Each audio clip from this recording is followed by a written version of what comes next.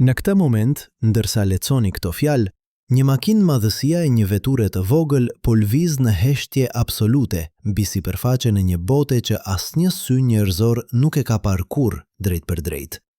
Yutu-2, roveri kinez, po eksploron anën e errët të Hënës, një vend ku asnjë sinjal radio nga toka nuk mund të arrijë. Asnjë komande drejt për drejt, asnjë lidhje e menjëhershme, vetëm heshtje absolute.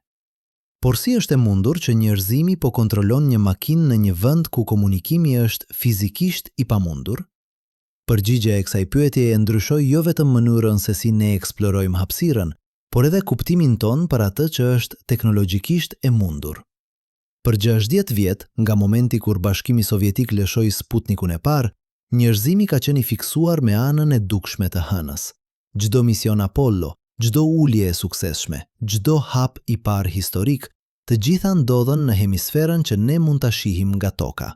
Jo sepse ishte më interesante shkencore, jo sepse ishte më e lehtë për të eksploruar, por sepse ishte e vetmja anë ku ne mund të komunikonim me astronautët tanë. Anën tjetër, atë që gazetarët e quajtën gabimisht anën e errët, e bënte diçka shumë më të thjeshtë, por absolutisht themelore të pamundur. Ajo blokonte çdo valë radio. Imagjinoni që po drejtoni një makinë, por çdo herë që ktheheni pas një kodre, volani pushon së funksionuari. Çdo herë që humbni kontaktin vizual me shtëpinë tuaj, telefoni juaj bëhet një copë plastike e padobishme. Kjo është saktësisht ajo që ndodh kur një sondë hapësinore kalon pas Hënës. Toka zhduket pas 3.500.000 km2 shkëmbi dhe pluhuri, dhe me të zhduket çdo mundësi për të dërguar komanda, për të marrë të dhëna, për të ditur nëse misioni juaj është ende gjallë, apo është bërë thjesht një copë metali të shtrenjtë që rrëshqet në errësirë. Kjo nuk ishte thjesht një sfidë teknike, ishte një pengesë fundamentale fizike që e bënte anën e largët të Hënës më të paarritshme se sipërfaqja e Marsit. Të paktën me Marsin, ju mund të prisni disa minuta për një sinjal. Me anën e largët të Hënës, ju nuk mund të prisni fare, sepse asnjë sinjal nuk do të vijë kurrë. Shkencëtarët e NASA-s e dinin këtë që në vitet e 60. Inxhinierët sovjetik e dinin këtë kur Luna 3 u bë ania e parë që fotografoi anën e largët në 1959. Por të dish për një problem dhe të kesh një zgjidhje janë dy gjëra plotësisht të ndryshme. Për dekada, zgjidhja dukej e thjeshtë në teori dhe e pamundur në praktik. Vendosni një satelit midis tokës dhe Hënës që të veprojë si një urë komunikimi, një rele kozmike, një stacion përcjellës që qëndron në një pozicion të përhershëm duke parë njëkohësisht tokën dhe anën e largët të Hënës. Por këtu vjen pjesa që e bën këtë kaq të vështirë. Nuk ekziston asnjë vend në hapësirë ku një satelit mund të qëndrojë në mënyrë natyrale midis tokës dhe Hënës. Graviteti i tokës do ta tërheqë prapa. Graviteti i Hënës do ta tërheqë përpara. Çdo pozicion i drejt për drejt midis tyre është thelbësisht i paqëndrueshëm. Në 1858, matematikani francez Joseph Louis Lagrange zbuloi diçka të jashtëzakonshme. Ai gjeti 5 pika në hapësirë ku forcat gravitacionale të dy trupave qiellor krijonin zonat e ekuilibrit të përsosur. 5 vende ku një objekt i vogël mund të qëndronte në një pozicion relativisht të qëndrueshëm pa u detyruar të orbitonte vazhdimisht. I quajti ato pika Lagrange. Por për 2 shekuj, ato mbetën thjesht një kuriozitet matematikor, një bukuri teorike pa asnjë aplikim praktik. Askush nuk imagjinoi se një ditë këto pika do të bëheshin porta jon drejt anës së pafshehur të Hënës. Pika e dytë e Lagrange-it, ose L2 siç e quajnë shkencëtarët, ndodhet afërsisht 65.000 kilometra përtej Hënës, në anën e kundërt nga toka. Nga ky pozicion, një satelit mund të shohë njëkohësisht sipërfaqen e anës së largët të Hënës dhe tokën në horizont. Është vendi i përsosur për një stacion rele. Por ka një problem kritik. L2 nuk është një pozicion plotësisht i qëndrueshëm. Është më shumë si maja e një kodre sesa si një lygjin. Një top i vendosur saktësisht në maj mund të qëndrojë atje, por çdo lëvizje e vogël dhe ai do të rrokullisej poshtë. Një satelit në L2 duhet të korrigjojë vazhdimisht pozicionin e tij, duke përdorur karburant të çmuar, duke luftuar kundër çrregullimeve të vogla gravitacionale nga dielli, nga planetet e tjera, madje edhe nga presioni i dobët i rrethzatimit të diellor. Kjo është arsyeja pse asnjë agjenci hapësinore nuk u përpok ta bënte këtë për 50 vjet. Ishte shumë e komplikuar, shumë e rrezikshme, shumë e shtrenjtë. NASA planifikoi misione të tilla në vitet e 70, por i anulloi ato. Agjencia Hapësinore Evropiane diskutoi mundësinë, por nuk shkoi kurrë përtej studimeve paraprakje. Rusia, trashëgimtarja e programit sovjetik që kishte qenë i pari që fotografoi anën e largët, nuk kishte më burimet për të ndërmarrë një projekt kaq ambicioz. Dhe kështu, ana e largët e hënës mbeti ajo që kishte qenë gjithmonë. E fotografuar nga orbita, e hartuar nga larg, por kurrë e prekur, kurrë e eksploruar nga një makinë në sipërfaqen e saj. Derisa Kina vendosi se ishte koha për të ndryshuar këtë. Në 10 maj të vitit 2018, një raket Long March 4C u ngrit nga qendra e lëshimit satelitor Xichang në provincën Sichuan. Në majë të saj ishte Chechao, një satelit komunikimi me një emër që përkthehet si ura e zogëve. Emri vjen nga një legjend kineze për një urë magjike e bërë nga zog, që lejon 2 dashnor të ndarë nga rruga e qumashtit të takohen një herë në vit. Por ura që Chechao do të ndërtonte nuk ishte metaforike. Ishte një urë reale e sinjaleve radio që do të lidhte tokën me një vend ku asnjë sinjal nuk ishte arritur kurrë më parë. Chechao nuk ishte thjesht një satelit rele, ishte një mrekulli inxhinierike. Ai mbante një antenë parabolike me një diametër prej 4 metër e gjysmë, e mjaftueshme për të kapur sinjale të dobta nga sipërfaqja e hënës. Por pjesa vërtet revolucionare ishte antena tjetër, një strukturë e quajtur antenë me hapje të madhe, e zbatueshme në formë ombrelle. Kur u shpalos plotësisht në hapësirë, ajo arriti një diametër prej 5 metrash. Kjo antenë nuk ishte projektuar për të komunikuar me tokën, ishte projektuar për të dëgjuar universin. Sepse shkencëtarët kinez kishin kuptuar diçka të mençur. Nëse po dërgonit një satelit në pozicionin më të qetë radio në sistemin tok-hën, pse të mos e përdorni atë edhe për radioastronomi? Udhëtimi drejt L2 zgjati 5 ditë. Chechao nuk shkoi drejt për drejt. Në vend të kësaj, ai përdori një manovër të sofistikuar të quajtur transferim lunar, duke u rrotulluar rreth tokës në një elips gjithnjë më të gjerë, derisa graviteti i hënës e kapi dhe e drejtoi drejt destinacionit të tij përfundimtar. Në 15 maj, ai arriti në një orbit speciale rreth L2, jo saktësisht në pikë, por në një rrugë të kontrolluar që e mbante atë brenda disa mijëra kilometrave nga pozicioni ideal.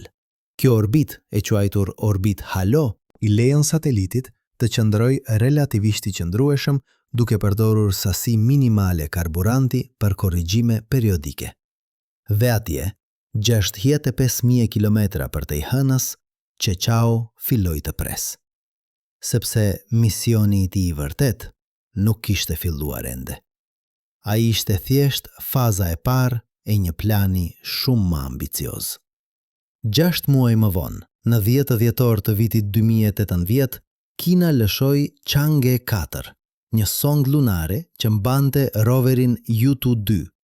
Destinacioni i tyre, krateri Von Karman, një depresion gjigant me një diametër prej 110 km në brendësi të pelgut Poli-Jugor Aitken, formacioni më i madh dhe më i vjetër i impaktit në hënë. Por para se Chang'e 4 të mund të ulej, duhej të zgjidhej një problem që asnjë mision lunar nuk e kishte hasur kurrë më parë. Si të navigosh dhe të ulesh në një vend ku nuk mund të shohësh ku po shkon derisa të jetë shumë vonë. Në anën e dukshme të hënës, një sond që zbret mund të dërgojë video në kohë reale në tokë. Inxhinierët mund të shohin sipërfaqen që afrohet, mund të bëjnë korrigjime të fundit, mund të ndërhyjnë nëse diçka shkon keq, por në anën e largët, Chang'e 4 do të ishte plotësisht vetëm gjatë fazës më kritike të misionit. Çdo vendim duhej të merrej nga kompjuteri i bordit në kohë reale, pa asnjë mundësi për ndërhyrje njerëzore. Inxhinierët kineze dinin se nuk mund të mbështeteshin në kontrollin nga toka. Kështu që ata programuan Chang'e 4 me një nivel autonomie që asnjë sond lunare nuk e kishte pasur kur më parë. Gjatë zbritjes, sonda do të përdorte një sistem kamere për të skanuar sipërfaqen poshtë saj, duke identifikuar shkëmbin të mëdhenj, pjerësi të rrezikshme dhe krater të thellë. Një algoritëm inteligjent do të analizonte terrenin në kohë reale, duke zgjedhur vendin më të sigurt për ulje brenda një zone të caktuar. Dhe nëse diçka shkonte keq, nëse motori nuk ndizej, nëse një sensor dështonte, sonda duhej të ishte e aftë të diagnostikonte problemin dhe të përpiqej ta zgjidhte atë vetë, pa pritur udhëzime nga toka që do të vinin shumë vonë. Në 3 janar të vitit 2019, në orën 10:26 mëngjes sipas kohës së Pekinit, Chang'e 4 filloi zbritjen e saj. Për 30 minuta ajo ishte plotësisht e heshtur nga perspektiva e tokës.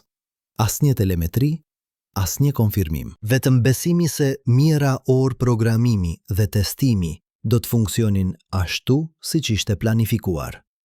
Në qendrën e kontrollit të fluturimit hapësinor në Pekin, inxhinierët pritnin. Ata nuk mund të bënin asgjë tjetër.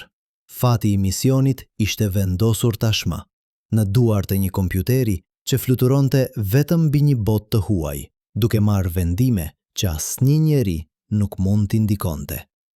Dhe pastaj, në orën 10:26 erdhi sinjali, një transmetim i shkurtër, i përcjell përmes Chechao, duke konfirmuar atë që dukej e pamundur vetëm disa vjet më parë. Chang'e 4 kishte udhur me sukses në anën e largët të hënës. Për herë të parë në historinë njerëzore, një makinë e bërë nga duart tona po qëndronte në një vend që asnjë sy njerëzor nuk e kishte parë kurrë drejt për drejt. Dhe fal një sateliti të vogël që qëndronte në një pikë të paqëndrueshme të ekuilibrit gravitacional, ne mund të dëgjonim atë që kishte për të na treguar. Por pse ishte kaq e rëndësishme të shkoje atje? Pse të shpenzoje miliarda yuan, të rrezikosh një mision kompleks, të zgjidhësh probleme teknike që asnjë agjenci tjetër hapësinore nuk kishte zgjidhur, vetëm për të eksploruar një anë të hënës që duket pothuajse identike me anën që ne tashmë e njohim. Përgjigja qëndron në një fakt të jashtëzakonshëm gjeologjik që shkencëtarët e zbuluan vetëm kur filluan të studiojnë fotografitë e para nga ana e largët. 2 anët e hënës nuk janë fare të njëjta. Kur shikoni hënën në një natë të kthjellët, ajo që shihni janë zonat të mëdha të errëta dhe zonat të ndritshme. Zonat e errëta janë Maria, fjalë latine për dete, megjithse nuk ka asnjë ujë atje. Ato janë në të vërtet fusha të mëdha lave bazaltike që shpërtyen nga brendësia e hënës miliarda vjet më parë, duke mbushur krater gjigant të krijuar nga impaktet e hershme. Zonat e ndritshme janë tokat e larta, sipërfaqe më të vjetra të mbushura me krater që nuk janë mbuduar kurrë nga lava. Në anën e dukshme, rreth 31% e sipërfaqes është Maria. Në anën e largët, vetëm 2%. Kjo asimetri është një nga misteret më të mëdha të hënës. Pse ana që përballë tokën është mbuluar me fusha lave, ndërsa ana tjetër është pothuajse plotësisht tokë e lartë e vjetër? Një teori sugjeron se kjo ka të bëjë me trashësinë e korres lunare. Ana e largët ka një korr mesatarisht 30 deri në 50 kilometra më të trash se ana e dukshme. Kur hëna ishte ende nxehtë në brendësi, lava mund të shpërthente më lehtë përmes korres më të hollë në anën e dukshme, por kishte vështirësi të depërtonte përmes korres më të trashtë në anën e largët. Rezultati, ana e dukshme u mbush me lava, ndërsa ana e largët mbeti kryesisht e paprekur. Por kjo krijon një mundësi të jashtëzakonshme për shkencë, sepse nëse ana e largët nuk është riformuar nga shpërthime vulkanike, atëherë sipërfaqja e saj është shumë më e vjetër. Kraterët atje janë dëshmi e drejt për drejt e periudhës më të dhunshme në historinë e sistemit tonë diellor. Një kohë të quajtur bombardimi i madh i vonë, që ndodhi rreth 4 miliard vjet më parë. Për qindra miliona vjet, hëna dhe toka u bombarduan nga një stuhi asteroidësh dhe kometash. Çdo impakt linte një shenjë të përhershme. Në tokë, këto shenja janë fshirë prej kohësh nga erodion, tektonika e pëlltakave, dhe jeta vetë. Por në hënë, ku nuk ka atmosferë, nuk ka ujë, nuk ka lëvizje tektonike, çdo krater është një regjistrim i përhershëm i një ngjarjeje të dhunshme që ndodhi miliarda vjet më parë. Dhe ana e largjët, me sipërfaqen e saj të paprekur, është arkivi më i plot i kësaj historie. Çdo shkëmb që YouTube-2 analizon, çdo mostër që Chang'e 4 studion, është një faqe nga një libër i shkruar në kohën kur planetet po formoheshin, kur jeta në tokë nuk kishte filluar ende, kur sistemi ynë diellor ishte ende një vend kaotik dhe i dhunshëm. Duke studiuar këto shkëmbinj, ne nuk po mësojmë vetëm për hënën, po mësojmë për historinë e hershme të tokës, një histori që vetë toka nuk mund ta tregojë më, sepse ka fshirë provat e veta. Por ka edhe diçka tjetër që e bën anën e largjët kaq speciale, diçka që nuk ka të bëjë me gjeologjin, por me fizikën. Ajo është vendi më i qetë radio në sistemin Tokë-Hën. Çdo valë radio që njerëzimi ka prodhuar ndonjëherë, çdo transmetim televiziv, çdo sinjal telefoni celular, çdo radar, çdo komunikim satelitor, blokohet nga 3.500.000 km2 shkëmbi lunar. Është si të qëndrosh në një dhomë me izolim të përsosur akustik, por për valë radio. Dhe kjo e bën atë vendin e përsosur për një lloj shqence që është pothuajse e pamundur të bëhet në tokë. Radioastronomi me frekuenca të ulta. Universi është plot me valë radio. Yjet i lëshojnë ato, galaktikat i lëshojnë ato. Madje edhe hidrogen neutral në hapësirën ndërmjet yjeve lëshon një sinjal karakteristik në një frekuencë prej 121 MHz. Por këto sinjale janë jashtëzakonisht të dobta, dhe në tokë ato mbyten nga një oqean zhurme artificiale. Çdo pajisje elektronike, çdo rrjet elektrik, çdo makinë që përdor një motor elektrik, krijon interferencë radio. Madje edhe në vendet më të largëta në tokë, është pothuajse e pamundur të detektohen sinjalet kozmike më të dobta, sepse zhurma jon teknologjike është shumë e fortë. Por në anën e largët të hënës, kjo zhurmë nuk ekziston. Është vendi më i qetë radio në sistemin ton diellor brenda orbitës së Marsit. Dhe kjo hap mundësi të jashtëzakonshme. Imagjinoni të mund të dëgjoni universin në frekuenca që nuk janë dëgjuar kur më parë. Të detektoni sinjale nga epokat e para të universit, nga koha para se yjet e parë të ndizeshin. Të studioni fushat magnetike të galaktikave të largaktikave. Të kërkoni shenja të civilizimeve të tjera, pa u shqetësuar nga zhurma jon. Kjo është arsyeja pse Qeqao mbart atë antenë të madhe të zbatueshme. Kjo është arsyeja pse shkencëtarët tashmë po planifikojnë radioteleskop të ardhshëm në anën e largët, sepse ndonjëherë vendi më i mirë për të dëgjuar universin është vendi ku nuk mund të dëgjosh asgjë tjetër. Por le të kthehemi te YouTube-2, roveri që po bën historinë çdo ditë që lëviz. Emri i tij do të thotë Lepur i Gjejdit 2, një referencë ndaj legjendës kineze të një lepuri që jeton në hënë dhe përgatit ilaçin e pavdekshmërisë. YouTube-2 nuk po kërkon pavdekshëm, por po zbuloi diçka po aq të çmuar, të dhëna që nuk mund të merren nga asnjë vend tjetër në sistemin diellor. Ai peshon në rreth 150 kg, pak më shumë se një person mesatar. Ka 6 rrota, secila e pavarur, që i lejojnë të lundrojnë mbi shkëmbin dhe të kapërcej pengesa, dhe mbart një arsenal instrumentesh shkencore që do të bënin xheloz çdo gjeolog. Instrumenti më i rëndësishëm është një radar depërtues në tokë. Ky radar dërgon impulse elektromagnetike në sipërfaqen lunare dhe dëgjon jehonën. Valët radio depërtojnë përmes regollit, shtresës së pluhur dhe shkëmbinjve të coptuar që mbulojnë sipërfaqen, dhe kthehen mbrapsht kur hasin shtresa të ndryshme materiali. Duke analizuar këto jehona, shkencëtarët mund të shohin nën sipërfaqe pa gërmuar. Mund të përcaktojnë trashësinë e rregollit, mund të identifikojnë shtresa shkëmbore të varrosura, mund të gjurmojnë rrjedhat e lashta të lavës. Është si të kesh një makinë me rreze X për hënën. YouTube-2 mbart gjithashtu një spektrometer infra të kuq që analizon përbërjen kimike të shkëmbijve dhe pluhurit. Kur dielli ndriçon në sipërfaqen lunare, materiale të ndryshme thithin dhe reflektojnë gjatësi vale të ndryshme të dritës infra të kuqe. Duke matjen e këtyre modeleve, Spektrometri mund të tregojë se çfarë mineralesh janë të pranishme. Dhe në janar të vitit 2019, ky instrument bëri një zbulim të jashtëzakonshëm. Ai detektoi olivin dhe piroksen me kalcium të ulët, minerale që zakonisht gjenden në mantelin e hënës, jo në korr. Kjo sugjeronte se roveri po lëvizte mbi material që kishte ardhur nga thellë në brendësi të hënës, ndoshta i hedhur në sipërfaqe nga një impakt gjigant që kishte shpuar përmes korres. Por zbulimi më i pazakontë erdhi në nëntor të vitit 2019, kur U2 hasoi diçka që nuk duhej të ishte atje. Një substancë me ngjyrë zhelatin në fund të një krateri të vogël. Fotografia e parë ishte e turbullt, por mjaft e qartë për të treguar se kjo nuk ishte thjesht shkëmb lunar normal. Ishte diçka e ndryshme, diçka që shkëlqente, diçka që kishte një teksturë që nuk përputhej me asgjë që shkencëtarët kishin parë më parë në hënë. Spekulimet shpërthyen.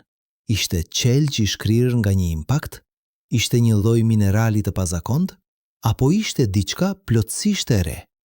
U2 u afrua me kujdes, duke marrë fotografi me rezolucion më të lartë dhe duke përdorur spektrometrin e tij për të analizuar materialin. Përgjigjja kur erdhi ishte njëkohësisht zhgënjyese dhe magjepsëse. Ishte qelq i shkrirë, por jo nga një impakt i fundit. Ishte brekçe impakti. Një lloj shkëmbi që formohet kur një asteroid godet sipërfaqen me forcë të tillë sa shkëmbinjt shkrihen dhe bashkohen përsëri në forma të reja. Ngjyra e pazakontë gjelatin vinte nga përzierja e mineraleve të ndryshme që ishin shkrirë së bashku. Dhe fakti se ishte ende e dukshme në sipërfaqe, e pambuluar nga pluhur, sugjeronte se krateri ku u gjet ishte relativisht i ri, ndoshta vetëm disa miliona vjet. Kjo mund të mos tingëllojë si një zbulim revolucionar, por në kontekstin e anës së largët të hënës, çdo detaj i tillë është një copë e çmuar informacioni, sepse ne nuk po studiojmë thjesht shkëmbinj, po studiojmë një regjistër të plot të dhunës kozmike që ka formuar sistemin ton diellor. Çdo krater tregon një histori. Çdo copë qëllçi të shkrirë është dëshmia e një momenti kur një objekt që udhëtonte me 10 mijëra kilometra në orë u përplas me sipërfaqen, duke çliruar energji të barabartë me bomba bërthamore. Dhe duke studiuar këto dëshmi, ne po mësojmë jo vetëm se çfarë ndodhi, por pse ndodhi, dhe çfarë do të thotë kjo për të ardhmen e planetit ton. Për të kuptuar vërtet pse krateri Von Karman është kaq i veçantë, duhet të zmadhojmë perspektivan ton. Imagjinoni që po shikoni hënën nga hapësira, duke u larguar ngadalë derisa e shihni të gjithë hemisferën e largët. Ajo që do të shihni është diçka që duket pothuajse si një plagë gjigante në sipërfaqen lunare, një depresion aq i madh sa mund të përmbajë të gjithë Evropën. Ky është pelgu poli jugor Aitken, formacioni më i madh i impaktit të konfirmuar në sistemin ton diellor. Ai shtrihet për 2500 kilometra nga veriu në jug, gati sa gjatësia e Australisë. Thellësia e tij arrin 8 kilometra në disa vende, më shumë se sa lartësia e malit Everest mbi nivelin e detit. Por këto shifra nuk i bëjnë drejtësi shkallës së vërtet të asaj që ndodhi këtu. Rreth 4 miliard vjet më parë, kur sistemi diellor ishte ende i ri dhe kaotik, një asteroid me një diametër prej të paktën 150 kilometrash u përplas me hënën në këtë vend. Shpejtësia e impaktit ishte ndoshta 15 kilometra në sekond, 54.000 kilometra në orë. Energjia e çliruar ishte e barabartë me miliarda bomba bërthamore që shpërthejnë njëkohësisht. Temperatura në pikën e impaktit arriti 10 mijëra grad. Shkëmbinjt u shkrirën në qast.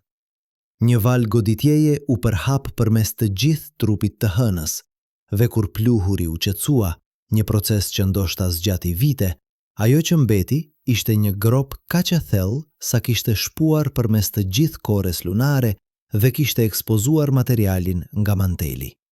Kjo është arsyeja pse U2 po gjen minerale që nuk duhet të jenë në sipërfaqe. Kjo është arsyeja pse çdo mostor që analizon është si një dritare në brendësinë e hënës. Dhe kjo është arsyeja pse shkencëtarët kanë pritur dekada për të pasur një rover në këtë vend. Sepse Pelgu Polyugor Aitken nuk është thjesht një krater i madh. Është një prerje tërthore natyrore përmes hënës, një eksperiment gjeologjik që natyra e kreu për ne 4 miliard vjet më parë. Por krateri Von Karman, ku U2 po eksploron, nuk është vetëm një vend i rastësishëm brenda këtij pelgu gjigant. Ai vetë është një krater impakti i madh, 180 kilometra në diametër, që u formua shumë më vonë, ndoshta 3 miliard vjet më parë. Kjo do të thotë se kemi një krater brenda një krateri, një impakt që ndodhi mbi sipërfaqen e krijuar nga një impakt edhe më i madh. Dhe kjo stratifikim krijon një mundësi unike.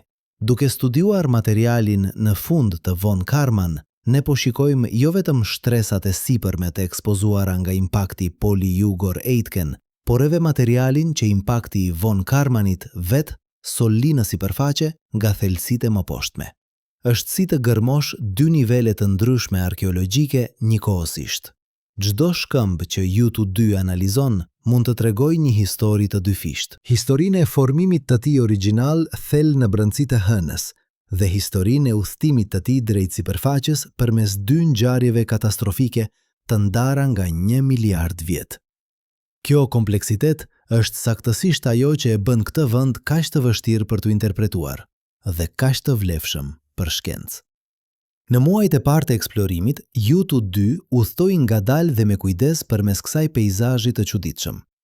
Shpejtësia maksimale e tij është vetëm 200 metra në orë, më ngadalë se sa ecja e një personi. Por kjo ngadalësi nuk është një kufizim teknik, është një zgjedhje e qëllimshme. Çdo lëvizje duhet të planifikohet me kujdes. Çdo pengesë duhet të analizohet. Sepse nëse U2 mbetet i bllokuar, nëse një rrotë dëmtohet, nëse ai rrëzohet në një krater të thellë, nuk ka asnjë mënyrë për ta shpëtuar. Misioni do të përfundonte atje. Dhe kështu, roveri lëviz si një alpinist i kujdesshëm në një mall të panjohur, duke testuar çdo hap, duke shmangur rreziqet, duke zgjedhur rrugën më të sigurt edhe nëse nuk është më e shkurtër. Por kjo ngadalësi ka një përfitim të papritur. Ajo i jep kohë radarit depërtues në tokë të krijojë një hartë të detajuar të asaj që ndodhet nën sipërfaqe. Dhe ajo që ky radar ka zbuluar është e jashtëzakonshme. Nën shtresën e sipërme të rregollit, që është vetëm disa metra e trash në shumicën e vendeve, ekzistojnë shtresa të qarta materiali të ndryshëm. Disa janë të dendura dhe reflektojnë fuqishëm sinjalet e radarit duke sugjeruar shkëmbë solid. Të tjera janë më pak të dendura, ndoshta rregolli konsoliduar ose materiali coptuar. Dhe në disa vende ka struktura që duken si kanale të varrosura, ndoshta rrjedhat e lashta lave që dikur rrjedhin nën sipërfaqe para se të ngrinin.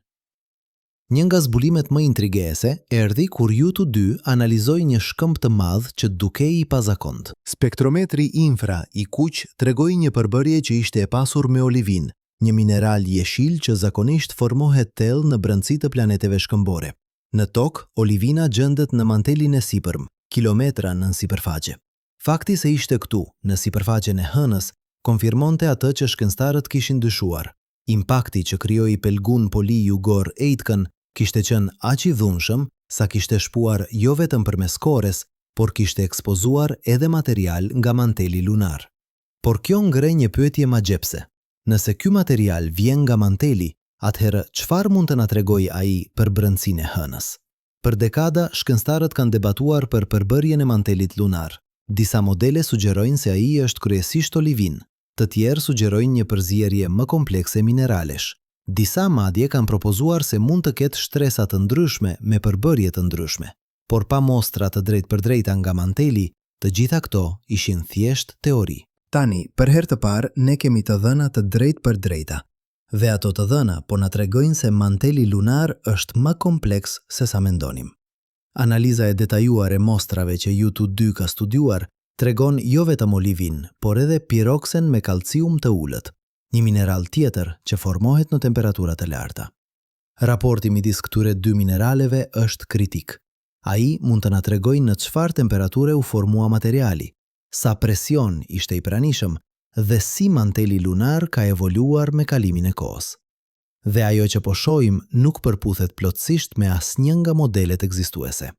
Kjo do të thotë se ne duhet të rishikojmë kuptimin ton për se si hëna u formua dhe si brendësia e saj ka ndryshuar gjatë 4 miliardë gjysmë viteve të ekzistencës së saj.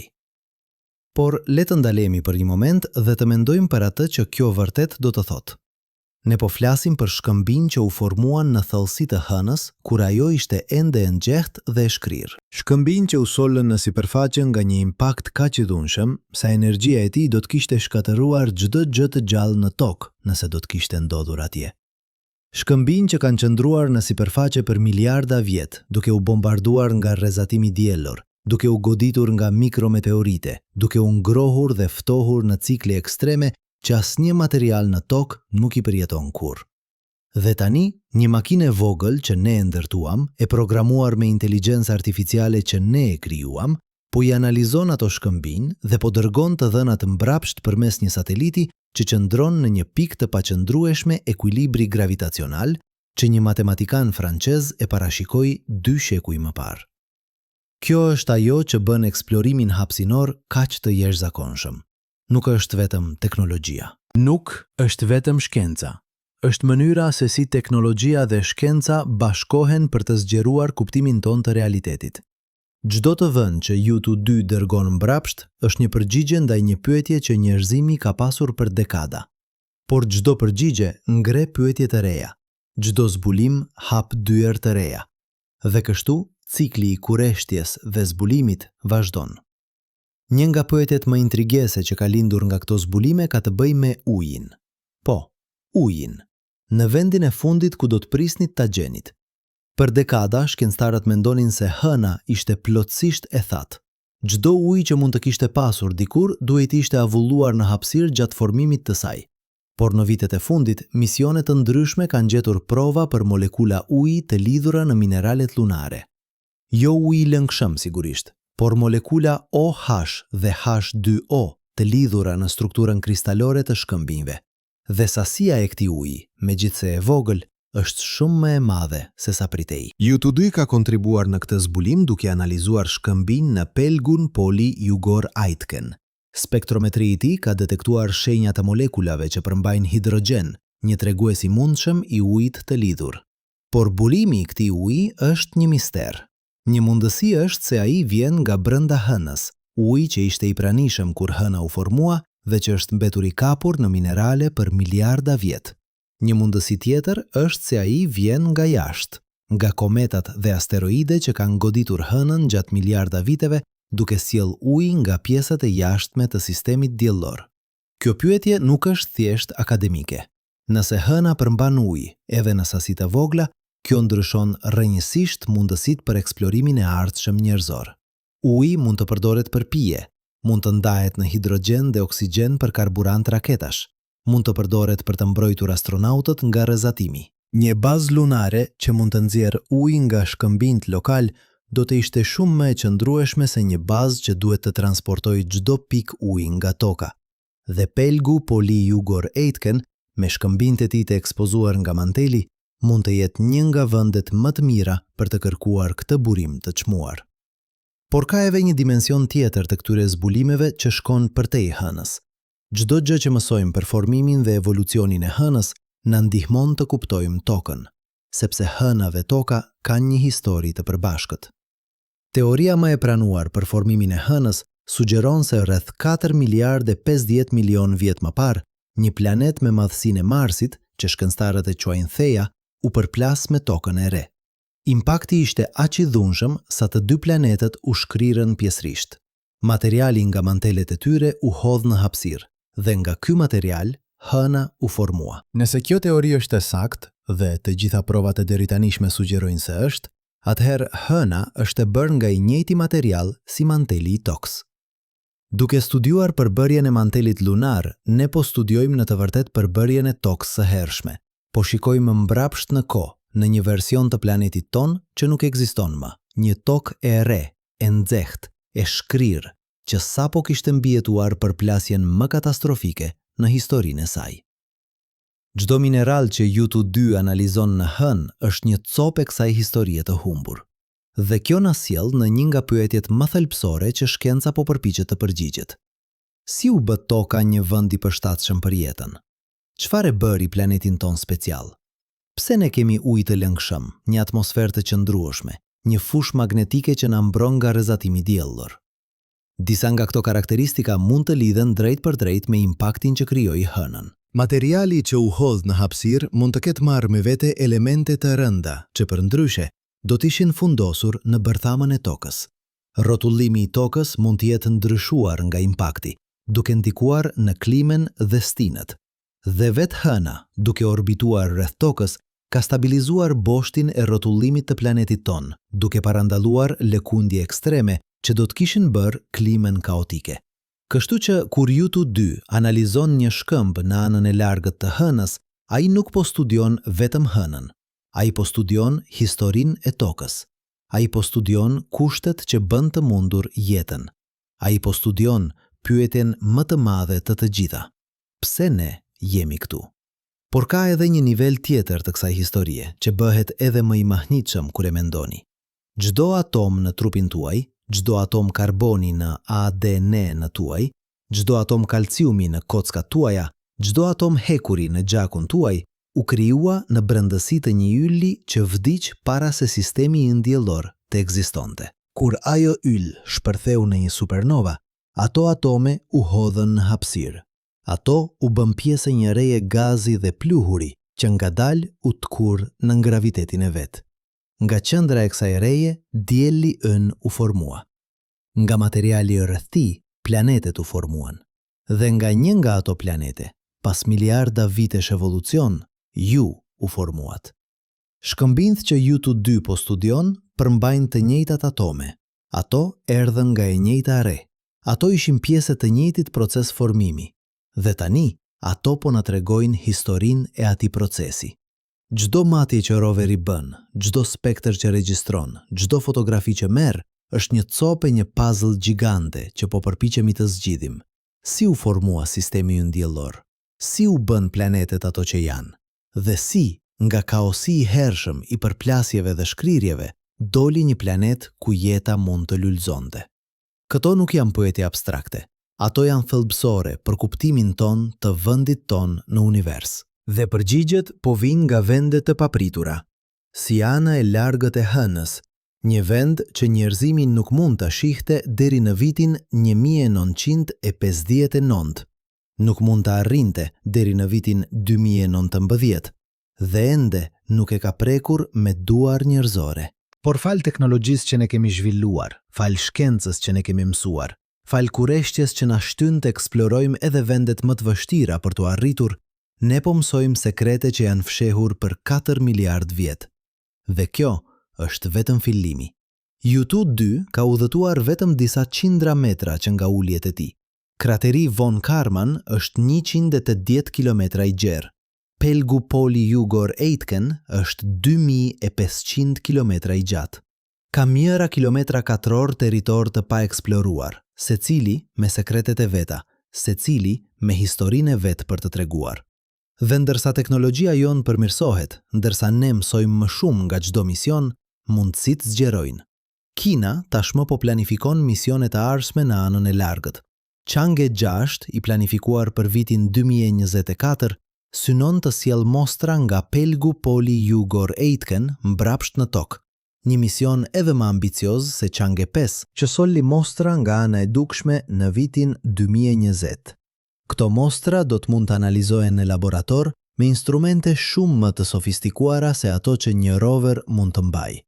Shkencëtarët do të mund të përcaktojnë moshën e saktë të shkëmbijve duke përdorur datimin radioaktiv.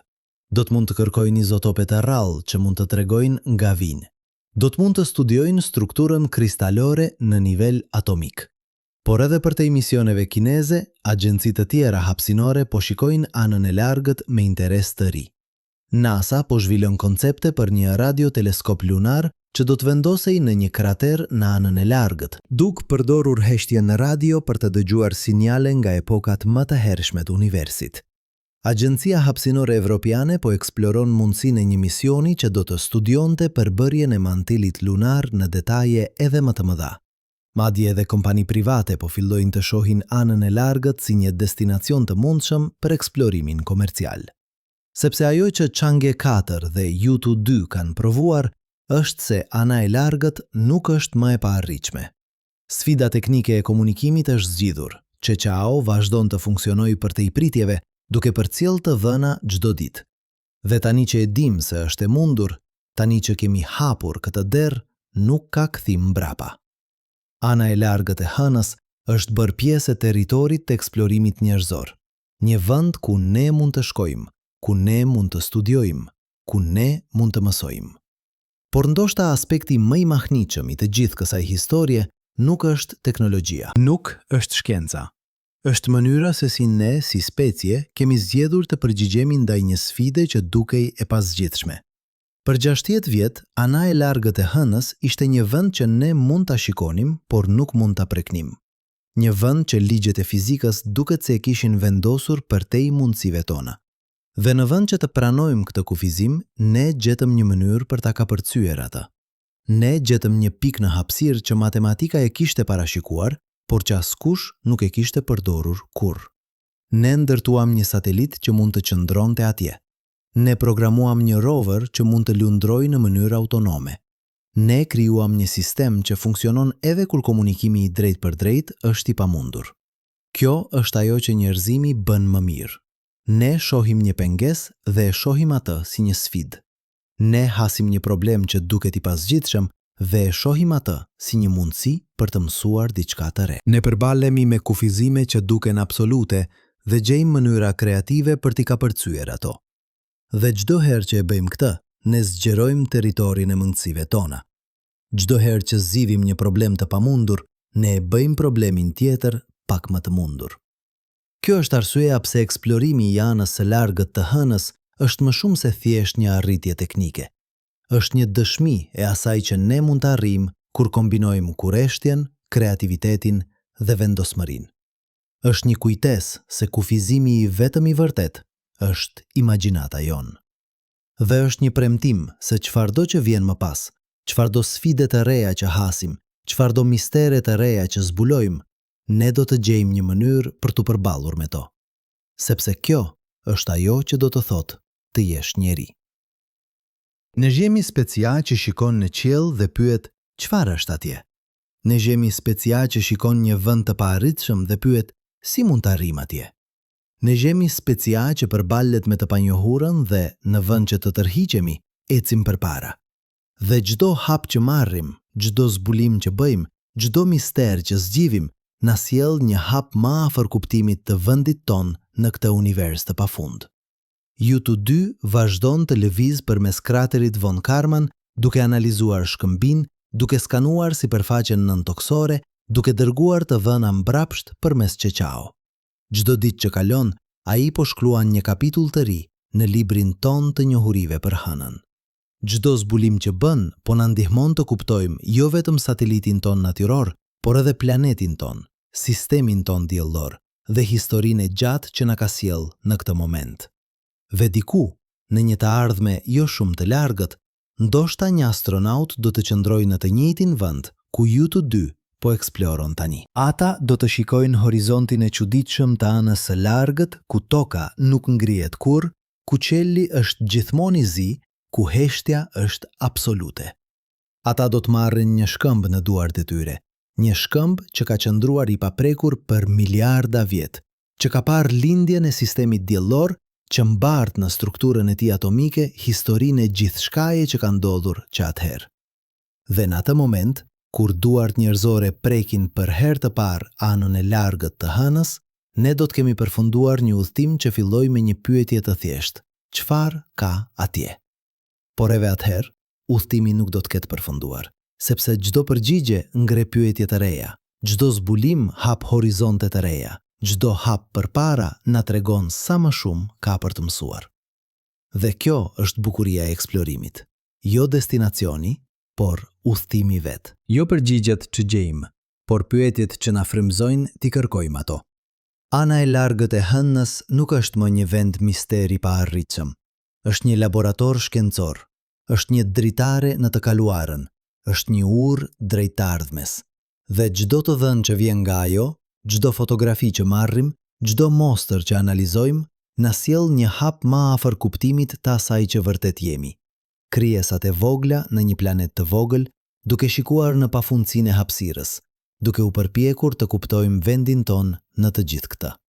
Dhe ndoshta, në fund, kjo është zbulimi më i madh i të gjithave. Jo ajo që gjejmë atje jashtë, por ajo që zbulojmë për veten ton në procesin e kërkimit. Ekziston një paradoks në zemër të asaj që ne po zbulojmë në anën e largët të hënës. Një paradoks që sfidoi çdo teori që shkencëtarët kishin ndërtuar për dekada. Kur U2 filloi të analizoi përbërjen kimike të shkëmbinjve në thellësi të pelgut poliugor Aitken, ai gjeti diçka që nuk duhej të ishte atje.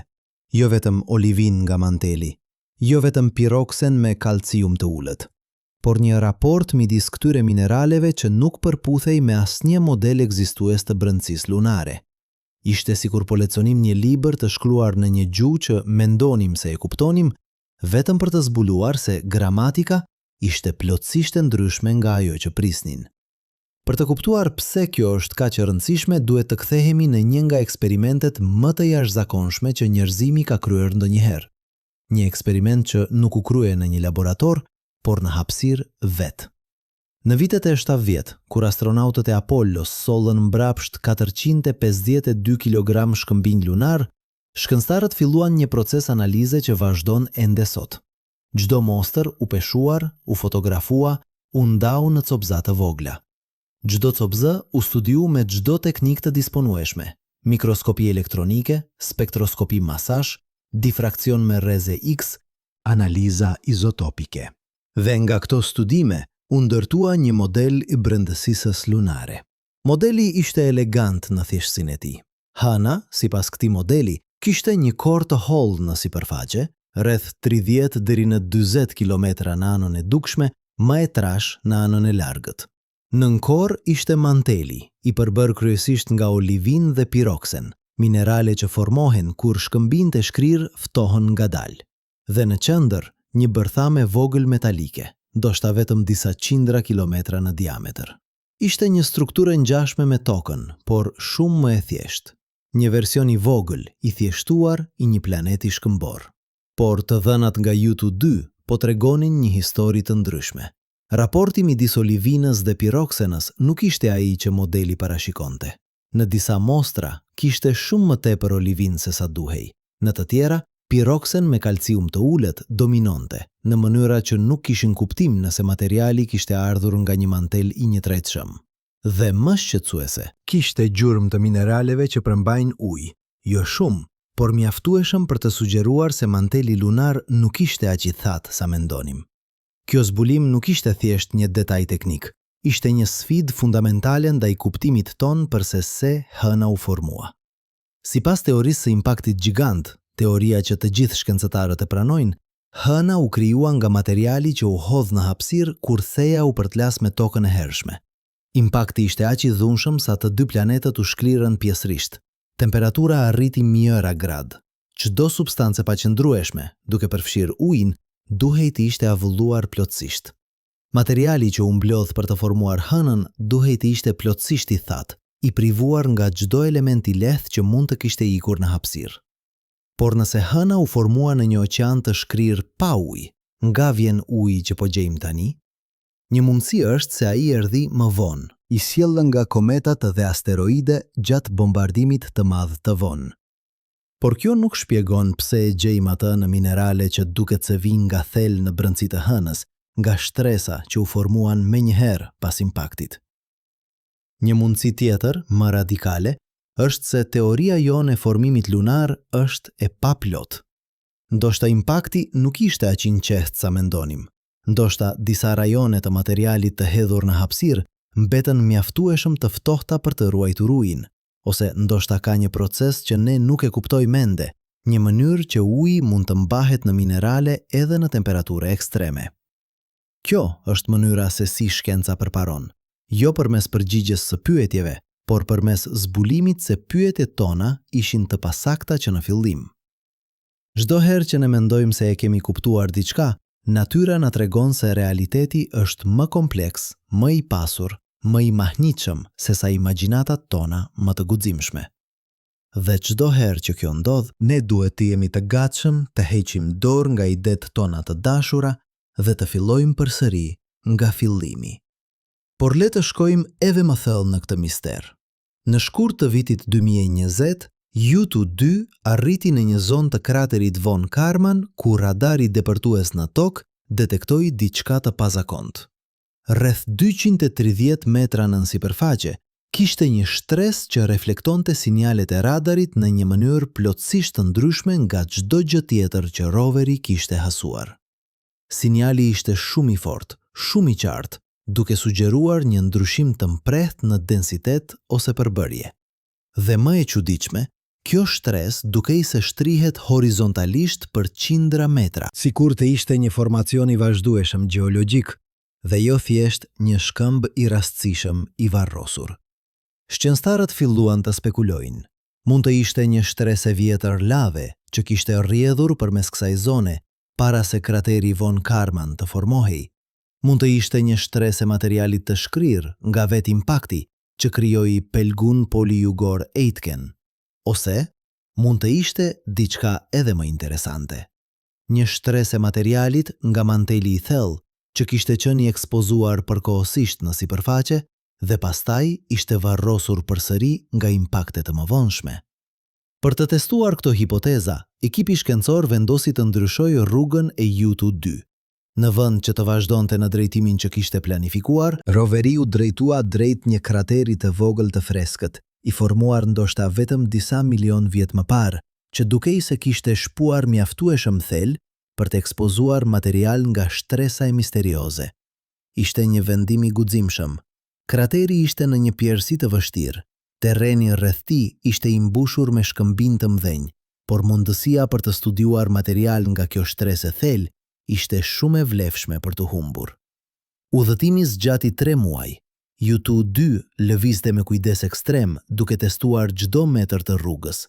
Disa herë ai duhej të kthehej mbrapa dhe të gjente një rrugë alternative kur hasonte pengesa të pakalueshme. Por në maj të vitit 2020, ai arriti në buzë të kraterit dhe ajo që gjeti atje e ndryshoi gjithçka që mendonim se dinim për historinë e kësaj zone. Shkëmbinjt në buzë të kraterit ishin të ndryshëm nga çdo gjë që U2 kishte analizuar më parë. Ata kishin një ngjyrë më të errët, një teksturë më të imët. Spektrometri infra i kuq tregoi një përbërje që ishte e pasur me piroksen me kalcium të lartë, një mineral që zakonisht formohet në temperatura shumë të larta, kur shkëmbinjt e shkrirë ftohen shpejt. Kjo ishte saktësisht lloji i shkëmbit që do të pritej nga një rrjedh lave, por mosha e kësaj lave, e përcaktuar nga dendësia e kraterëve të vegjël në sipërfaqen e saj, ishte e çuditshme. Ajo nuk ishte 3 miliard vjet e vjetër, siç do të pritej nëse kishte rrjedhur para se krateri Von Karman të formohej. Ajo ishte shumë më e re, ndoshta vetëm 1 miliard e gjysmë vjet. Kjo do të thotë se aktiviteti vulkanik në hën vazhdoi shumë më vonë se sa mendonim.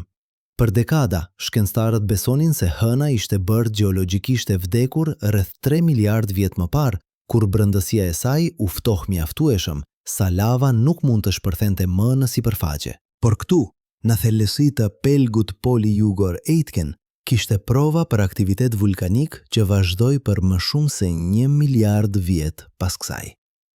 Çfarë mbajti brendësinë e hënës aq të nxehtë për aq kohë? Ishte radioaktiviteti i elementeve të rralla në mantel? Ishte nxehja nga bashkëveprimi gravitacional me tokën? Apo kishte një burim tjetër energjie që ne nuk e kemi marrë parasysh? Këto pyetje na çojnë në një nga debatat më të nxehta në shkencën planetare. Sa aktive janë trupat qiellor që duken të vdekur? Për shumë vite, hëna u konsiderua si një muze gjeologjik, një vend ku historia ishte e ngrirë në kohë, ku asgjë e re nuk ndodhte. Por sa më shumë që e studiojmë, aq më shumë zbulojmë se edhe trupat që duken më të qetë kanë sekrete për të treguar. Në vitin 2019, sismografët e lënë nga astronautët e Apollos, që ende funksionojnë pas 50 vitesh, detektuan një seri tërmetesh të vogla lunare. Në vitin 2021, shkencëtarët raportuan prova për aktivitet tektonik të vazhdueshëm me fraktura të reja që formohen ndërsa hëna ngadalt kurret, ndërsa brendësia e saj vazhdon të ftohet. Dhe tani, YouTube-2 po na tregon se edhe aktiviteti vulkanik mund të ketë vazhduar shumë më vonë se sa mendonim. Kjo ka implikime të thella për kuptimin ton të evolucionit planetar.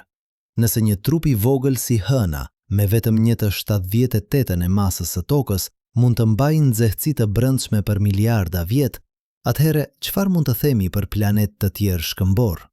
Marsi, që është shumë më i madh se hëna, mund të ketë ende aktivitet vulkanik sot, edhe pse nuk kemi parë shpërthime të reja. Venusi, që është pothuajse i njëjtë me tokën në madhësi, me siguri ka aktivitet tektonik dhe ndoshta vulkanik. Dhe planet shkëmbor rreth yjeve të tjerë, disa prej të cilëve mund të jenë edhe më të mëdhenj se toka, mund të kenë gjeologji aktive që zgjat për 10 miliard vjet. Por le të kthehemi në atë shtresë misterioze që radari detektoi 230 metra nën sipërfaqe. Analiza e shkëmbimeve nga krateri i freskët konfirmoi se ajo shtresë është në të vërtetë një rrjedhë e vjetër lave, por burimi i kësaj lave mbetet një mister. Nuk ka asnjë vulkan i dukshëm në afërsi, nuk ka asnjë fisurë e madhe nga e cila lava mund të ketë shpërthyer. Një mundësi është se lava erdhi nga shumë larg, duke rrjedhur përmes tubave nën-toksor, kanale të formuara kur sipërfaqja e një rrjedhe lave ngrin, ndërsa brendësia vazhdon të rrjedhë. Këto tuba mund të transportojnë lavë për qindra kilometra nën sipërfaqe, duke e sjellë atë në vende të largëta nga burimi i shpërthimit. Nëse kjo teori është e saktë, atëherë nën sipërfaqen e pelgut Polyjugor-Aitken mund të ekzistojë një rrjet i tërë tubash lave, një sistem i fshehur i tuneleve që dikur mbanin lava të shkrirë, por tani janë të zbrazëta. Dhe këto tuba do të ishin të çmuara për eksplorimin e ardhshëm njerëzor. Ato do të ofronin strehim natyror nga rrezatimi, nga temperaturat ekstreme, nga bombardimi i mikrometeorite. Një bazë lunare ndërtuar brenda një tubi lave do të ishte shumë më e sigurt dhe më e lehtë për të ndërtuar se një bazë në sipërfaqe. Astronautët mund të jetonin dhe punonin në një mjedis të mbrojtur, duke dalë në sipërfaqe vetëm kur është e nevojshme. Por zbulimi i këtyre tubave nuk është i lehtë. Ato janë të varrosura thellë, hyrjet e tyre mund të jenë të mbyllura nga rrëshqitje shkëmbore ose të mbushura me rregol. Dhe pa një rover që mund të eksplorojë nën tokë, diçka që teknologjia aktuale nuk e lejon ende, ne duhet të mbështetemi në metoda indirekte: radari depërtues në tokë, analiza gravitacionale, studimi i fotografive me rezolucion të lartë për të kërkuar depresione të vogla që mund të tregojnë një tavan të rrëzuar. Është si të kërkosh për një dhomë sekrete në një kështjel të vjetër, duke ditur se ajo mund të jetë atje, por pa pasur një hartë që tregon ku të shikosh. Dhe kjo na sjell në një nga aspektet më frustruese dhe më emocionuese të eksplorimit shkencor. Ne gjithmonë jemi në kufi të zbulimit të madh tjetër, por kur nuk jemi plotësisht të sigurt se çfarë do të gjejmë. Çdo të vend që YouTube-2 dërgon mbrapsht ngre pyetje të reja. Çdo fotografi zbulon detaje që nuk i kishim vënë re më parë. Çdo analizë spektroskopike sugjeron përbërje që nuk i kishim parashikuar. Dhe çdo herë që mendojmë se po afrohemi me një përgjigje, zbulojmë se pyetja ishte më komplekse se sa mendonim. Por kjo është saktësisht ajo që e bën shkencën kaq magjepsëse. Nëse ne tashmë do të dinim të gjitha përgjigjet, nuk do të kishte arsye për të eksploruar. Nëse realiteti do të ishte aq i thjeshtë sa mund të parashikohej plotësisht nga modelet tona, nuk do të kishte asgjë të re për të mësuar. Është pikërisht papritura, momenti kur të dhënat nuk përputhen me teorinë, kur zbulimi sfidoi pritjet, kur realiteti rezulton të jetë më i çuditshëm se sa imagjinata, që e shtyn shkencën përpara. Dhe kjo na sjell në një pyetje që shumë njerëz e bëjnë: pse duhet të na interesojë? Pse të shpenzojmë miliarda për të eksploruar një vend ku asnjë njeri nuk jeton, ku nuk ka ajër për të frymëmarr, ku temperatura luhatet nga 170 gradë Celsius në dritën e diellit në -170 gradë në hije? Pse të na interesojë përbërja e shkëmbimeve që u formuan miliarda vjet më parë? Pse të na interesojë nëse ka tuba lave nën sipërfaqe, ose nëse aktiviteti vulkanik vazhdoi 1 miliard vjet më gjatë se sa mendonim. Përgjigjja ka të bëjë me diçka thelbësore për natyrën njerëzore. Ne nuk eksplorojmë vetëm për të gjetur burime. Ne nuk studiojmë universin vetëm për të zbuluar teknologjitë e reja. Ne e bëjmë këtë sepse kurreshtja është pjesë e asaj që na bën njerëz. Sepse çdo përgjigje që gjejmë na ndihmon të kuptojmë vendin ton në këtë univers të pafund. Sepse çdo zbulim, sado i vogël, sado teknik, është një copë e një puzzle shumë më të madhe që po përpiqemi të zgjidhim. Si u formua gjithçka? Nga vjen jeta? A jemi vetëm? Dhe çfarë do të thotë të ekzistosh në një univers që është njëkohësisht kaq i madh dhe kaq i vogël, kaq i vjetër dhe kaq i ri, kaq i rregullt dhe kaq kaotik? Këto nuk janë pyetje që mund të përgjigjen nga një mision i vetëm. Ato nuk mund të zgjidhen nga një zbulim i vetëm. Ato kërkojnë një përpjekje kolektive që shtrihet në dekada, në shekuj, në mijëvjeçar.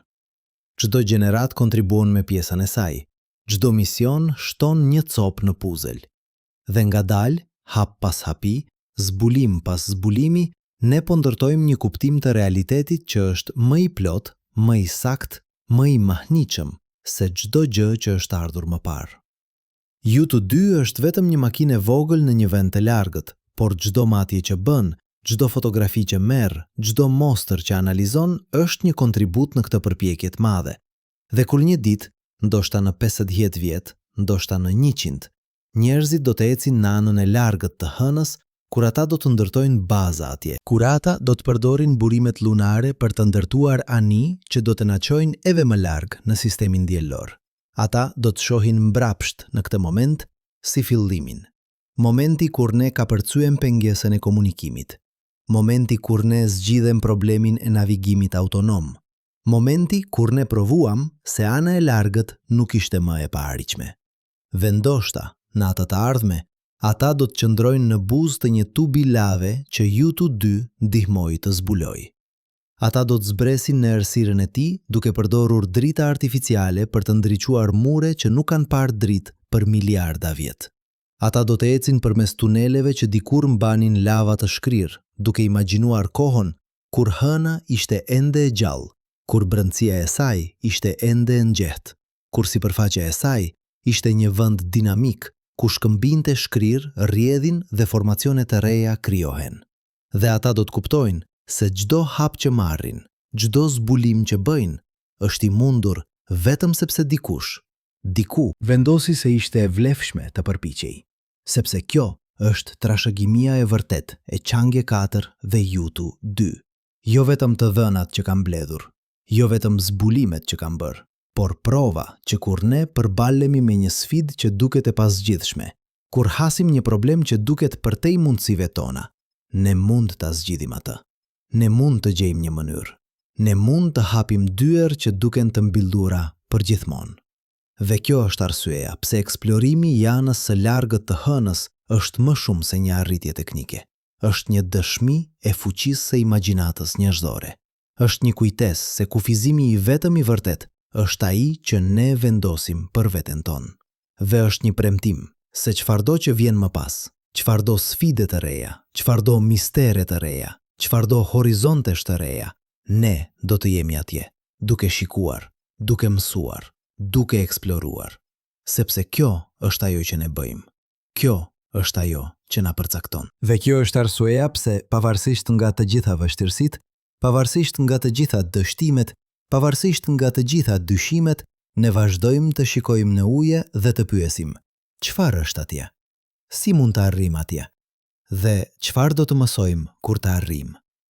Përgjigjet po vijnë, ngadalë, por me siguri. Një të dhënë në një kohë, një zbulim në një kohë, një hap në një kohë. Dhe çdo hap na sjell më afër kuptimit. Dhe kjo, në fund fundit, është arsyeja pse ne eksplorojmë. Jo sepse është e lehtë, por sepse është e vështirë. Jo sepse e dim çfarë do të gjejmë, por sepse nuk e dim. Jo sepse kemi të gjitha përgjigjet, por sepse kemi pyetjet e duhura. Dhe ndërsa U2 vazhdon udhëtimin e tij përmes kraterit Von Karman, ndërsa Qeqao vazhdon të përcjell sinjale nga ana e largët, Ndërsa shkencëtarët në tokë vazhdojnë të analizojnë çdo të dhënë të re që vjen, ne po shkruajmë një kapitull të ri në historinë e njerëzimit. Një kapitull që flet jo vetëm për atë që kemi arritur, por për atë që ende mund të arrijmë.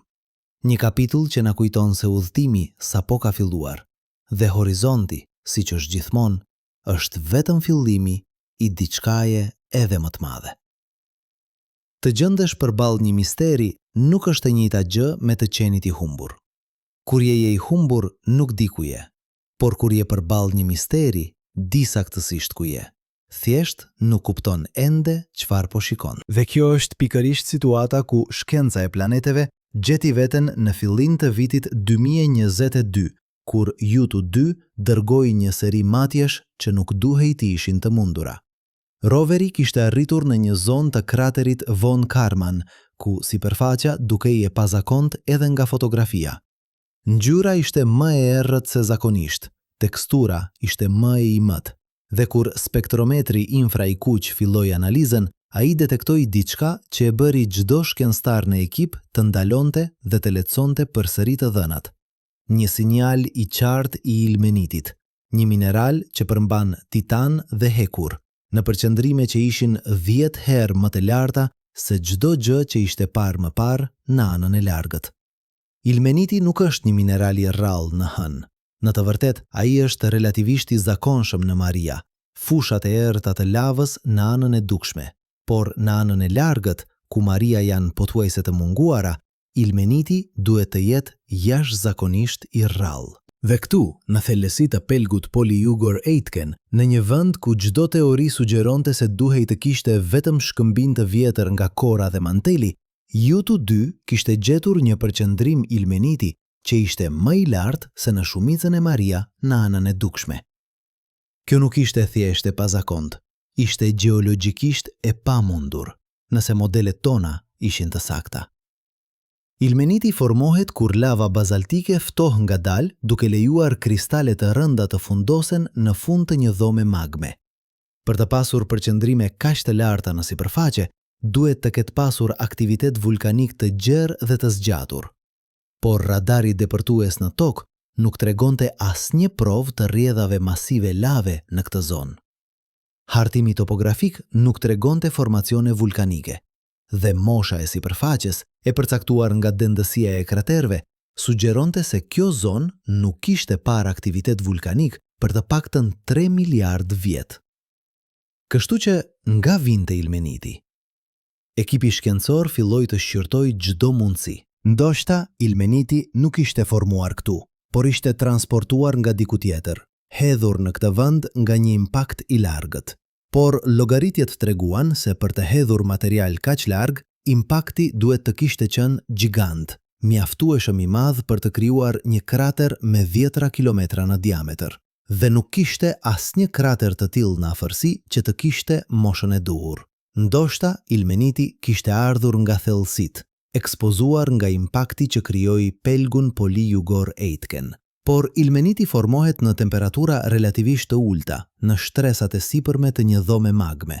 Nëse materiali vinte nga manteli i thellë, nuk do të duhej të kishte ilmenit fare, do të duhej të kishte vetëm minerale me temperaturë të lartë, si olivina dhe piroksen.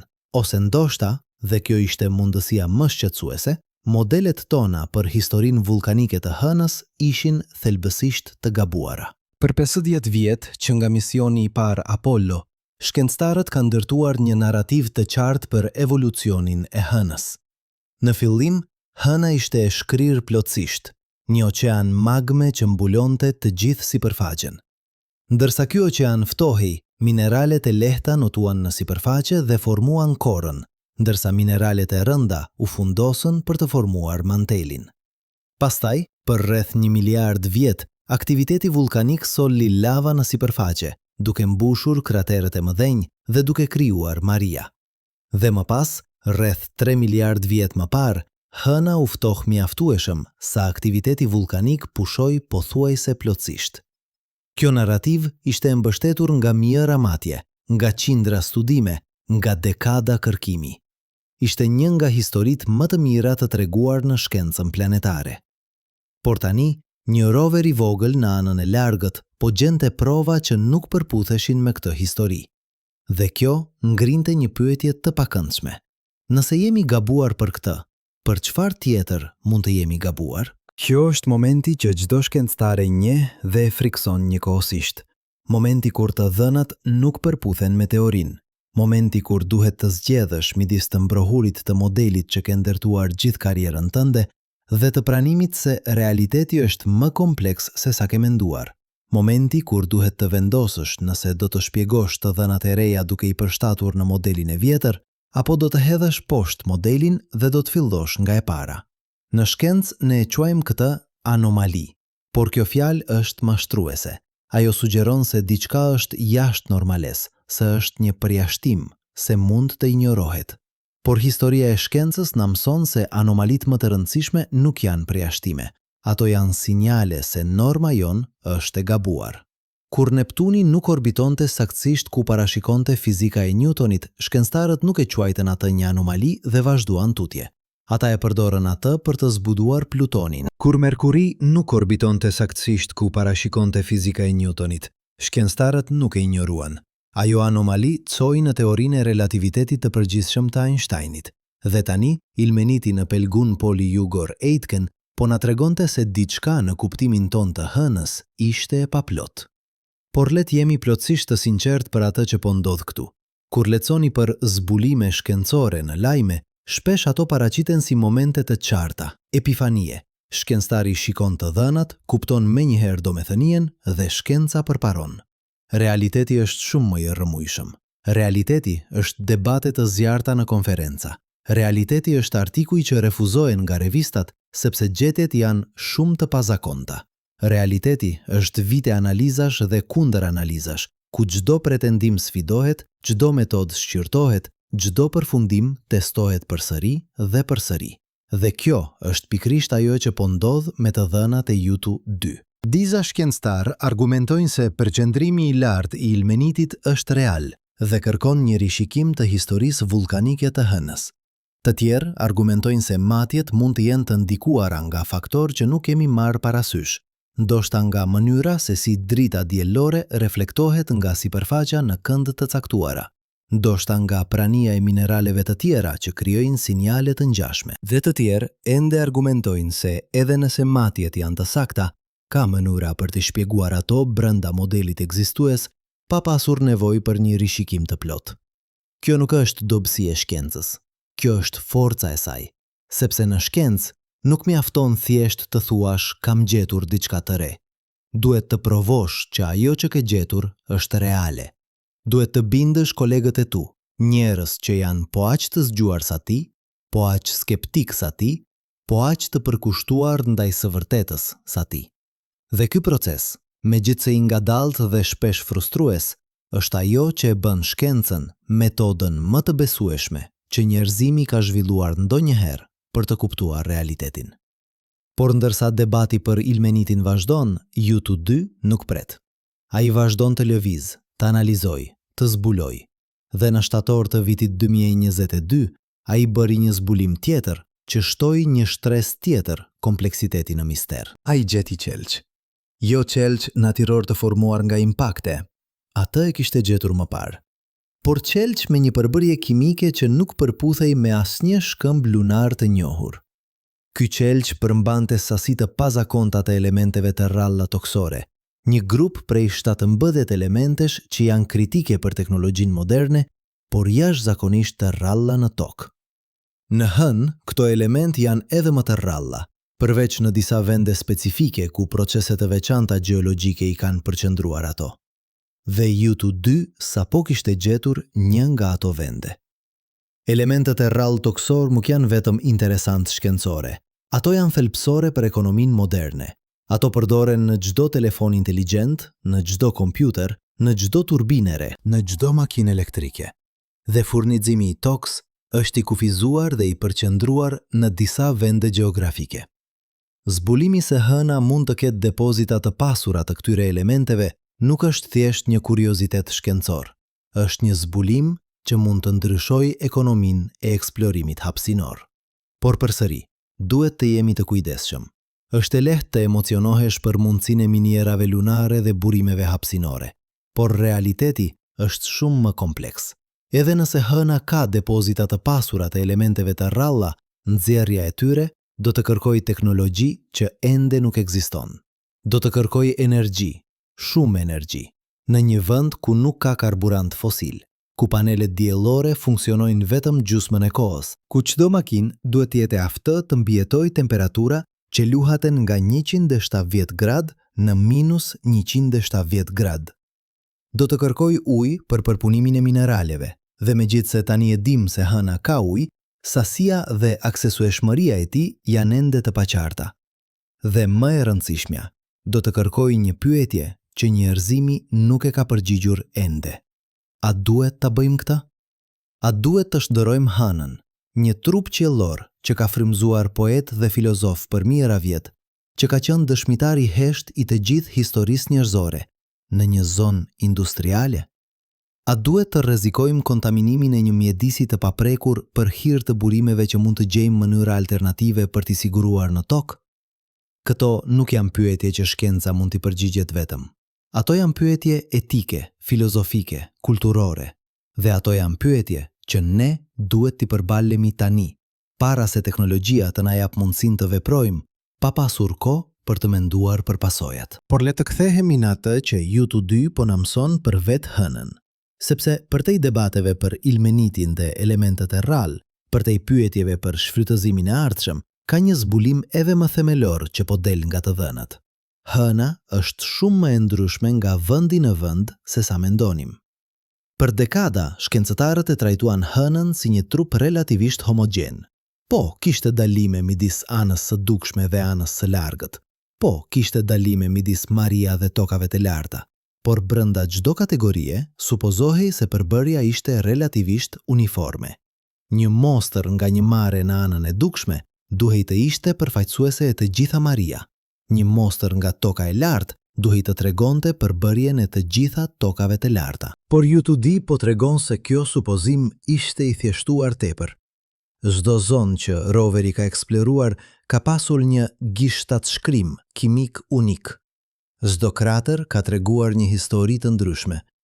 Çdo shkëmb ka zbuluar detaje që nuk mund të parashikoheshin nga modelet e përgjithshme.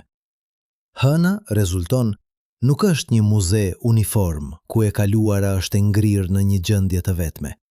Është një mozaik, kompleks i historive të ndryshme, i proceseve të ndryshme, i ngjarjeve të ndryshme që kanë ndodhur në kohë dhe vende të ndryshme. Dhe kjo ka implikime të thella për se si ne duhet të studiojmë jo vetëm hënën, por çdo trup qiellor. Nuk mjafton të shkosh në një vend dhe të supozosh se ajo që gjen atje është përfaqësuese e të gjithë trupit. Nuk mjafton të marrësh disa mostra dhe të ndërtosh një model të plot. Çdo vend ka sekretet e veta.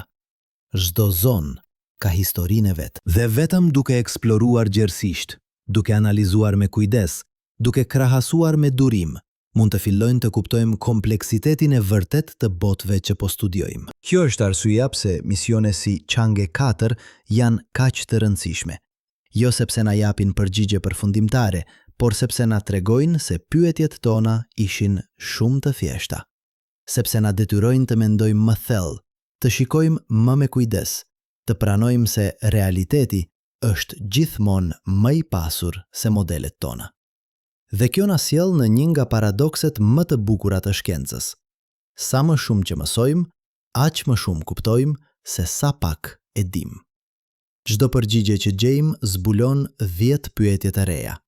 Çdo mister që zgjidhim na tregon për 10 mistere të tjera që nuk i kishim vënë re më parë.